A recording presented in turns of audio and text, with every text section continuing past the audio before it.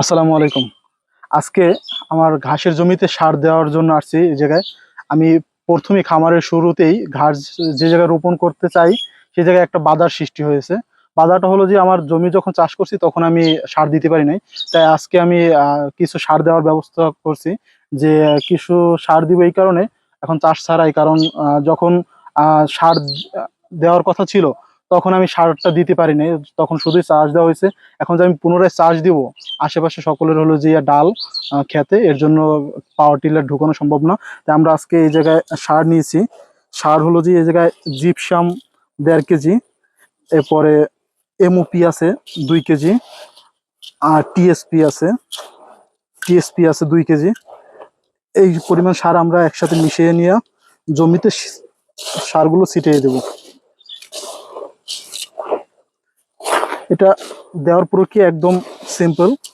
সারটা আগে প্রথমে মিক্স করে নিতে হবে। মিক্স করে নিয়ে আমাদের টোটাল যে জমিটা আছে সেই টোটাল জমিতে আমরা সারটা হাতে করে ছিটিয়ে দেবো। আমরা তাও আপনাদের ভিডিও মাধ্যমে দেখাবো যে কীভাবে সারটা দিব আমরা জমিতে।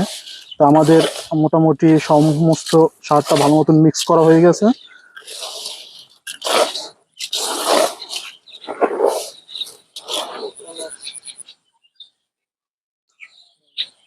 আমি জানি যে আসলে আমার শুরুতেই আমাকে অনেক ভুল হবে আমার কাজে এবং আমার অনেক সমস্যার সৃষ্টি হবে কাজের ভিতরে। তো আমি শুরুতে যেটা হয়েছে যে আমার ঘাসের জমিটা প্রস্তুত করা আমার ঠিকঠাক মতন হয়নি। তারপর আমি চেষ্টা করতেছি ওইটা সারটা দিয়ে ওভারকাম করার জন্য, কিন্তু কতটুকু পারি জানি না। তারপরও আমার সকলে অনেকেই বলতেছে যে না আসলে এই কাজটা আমাকে দিয়ে সম্ভব না, আমি পারবো না। কিন্তু আমার ভিতরে আসলে আত্মবিশ্বাস রয়েছে যে আমি আসলে পারবো। আমি কিছুদিন আগে এই জায়গায় জমিতে এই যে আমার একটা বড় ভাইয়ের কাছ থেকে আপনার অজানা হাইব্রিড যে ঘাসটা রয়েছে সেটা কিছু কাটিং এনে লাগিয়ে দিয়েছিলাম। ঘাসগুলো কিছুটা হয়েছে জমিতে। এই পাশের জমিগুলো সমস্ত জমিতে ডাল আছে, যার কারণে আমি পাওয়ার টিলার নিয়ে পুনরায় চাষ দিতে পারতেছি না। এখন এই অবস্থায় আমার ঘাসের কাটিং রোপণ করতে হবে, এর ছাড়া আমার কাছে আর কোনো দ্বিতীয় অপশন নেই। তো সবাই আসলে আমার জন্য দোয়া করবেন যেন আমার এই ভুলগুলো শুধরে আমি যেন আমার খামারটা সুন্দরভাবে পরিচালনা করতে পারি। আপনারা যারা নতুন আছেন, যারা নতুন খামার করতে চান বা ঘাস রোপণ করবেন খামারের গরুর জন্য, ছাগলের জন্য, তারা আমার ভিডিওগুলো দেখতে পারেন সব সময়।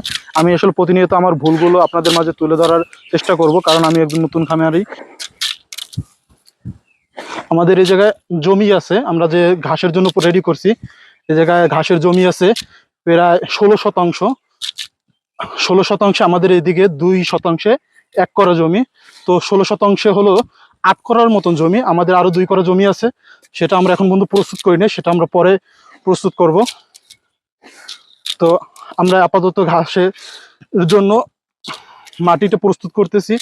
এরপরে আমরা 2-1 দিনে আমার প্রায় 3000 ঘাসের কাটিং অর্ডার করা আছে। 3000 কাটিং, 2000 হলো হোয়াইট জার্মান এবং 1000 হলো আপনার অজানা হাইব্রিড। তো এই 3000 কাটিং আমরা এই জমিতে চাষ করে দিব। আর আমার এই জমিতে একটা সমস্যা রয়েছে। সমস্যাটা হলো জমিটায় জোয়ার ভাটায় পানি ওঠে। তো জোয়ার ভাটা যখন পানি ওঠে আমার এই সারটা সম্পূর্ণ কাজে আসবে না, আমিও জানি। তারপরও যেহেতু আমার পূর্বে সার দেওয়া হয়নি, তাই এখন আমি এই সারটা দিতে বাধ্য হচ্ছি। যতটুকু থাকে আসলে সব সার জানি কাজে লাগবে না, তারপরে যতটুকু আসলে আমার সার আসে কাজে সেটাই আমার জন্য অনেক। তো আপনারা যারা নতুন আমার মতন, আমি আসলে তো সমস্যার কারণে এটা এরকমের হয়েছে। আর যদি আপনারা যারা নতুন ঘাসের জমি প্রস্তুত করবেন তারা চাষের সময় এই সারটা মিক্স করে দিয়ে দিবেন আপনাদের শতাংশ অনুযায়ী। আমি ফুল আমাদের যে ঘাস রোপণ করার যে একটা ভিডিও, আমি A to Z কিভাবে আপনারা ঘাস রোপণ করবেন সেটার একটা নতুন একটা ভিডিও দিব আপনাদের দেখার সুবিধার্থে। আমাদের জমিটায় পর্যাপ্ত পরিমাণে পানি আছে এবং আমাদের এই জমিটায় সবসময় পানি থাকে, যার কারণে আমরা এই জমিটায় পানি থাকার কারণে আমরা অজানা হাইব্রিড, হোয়াইট জার্মান এই দুইটা চাষ করার সিদ্ধান্ত নিয়েছি। কারণ এই জায়গায় বর্ষার দিনে হাঁটু পরিমাণ পানি থাকে। সকলের কাছে দোয়া চাচ্ছি আল্লাহ তাআলা যেন আমাদের ব্যবসায় বারাকা দান করে। সকলকে আসসালামু আলাইকুম রহমতুল্লাহ।